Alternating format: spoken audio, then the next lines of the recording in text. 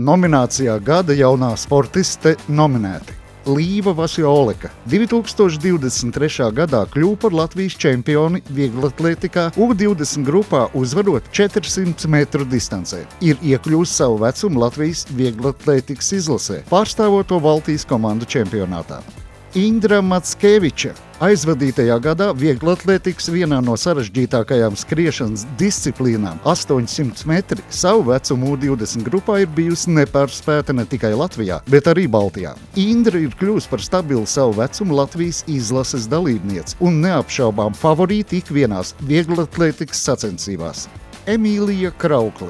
Jau vairākus gadus Emīlija dzen izmisumā gan savus vienaudžus, gan viņu trenerus, sacenšoties vai ikvienā peldēšanas disciplīnā. Taču 2023. gadā viņa spēja kļūt par Latvijas U16 čempioni gan 100, gan 200 metru distancēs, peldot uz muguras.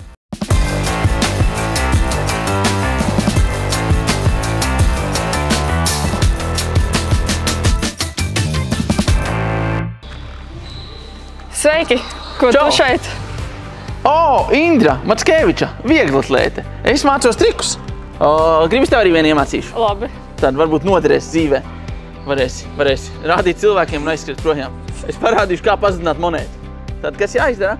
Es ieberzēju šalkonī. Es parasti aizņem kāds 5 stundas. Nē, uj, nokritā. Tā, sorry, tā. Paņemsim un ieberzēsim iekšā šalkonī. Un vajadzētu būt, ka tā monēta pazūd tieši iekšā rokā. Tev ir kāda monēta? Nē. Ir gan. Redz, kur. Wow, labi. Tā būs tev. Triks ir tāds. Tu berzē monētu alkonī. Ja? Tā arī tu dari sākumā. Un nevis tu nejauši nomet monētu, bet tu speciāli nomet monētu. Ok. Tad tu pacel monētu augšā. Jā, pacel augšā. Un nošķirvē kurā rokā. Tad tu viņu paņem, bet īstenībā tu viņu nepaņem. Un izstāst stilīgi, izstāst it kā es viņu paņemu, bet īstenībā tā monēta paliek rokā. Un tad tu berzē tukšumu. Un to tu aizbāzēs krakla, mājās aizēji, izkrati, un tev ir daudz monētas. Nu, pamēģini vienreiz.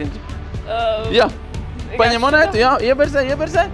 Nejauši nokrīt vai uz galdiņa, vai uz zemes. Jā, perfekti. Pacel. Tagad ieliec it kā otrā rokā, bet īstenībā neieliec. Slīd. Jā, ļoti labi. Un berzē tukšumu. Nē, tu nevajag berzēt monētu. Tukšums jāberzē, Indra. Tukšums. Perfekti. Es domāju, Indrai izdevās perfekti. Es iešu atrast vēl kādu, kam iemācīt kādu triku.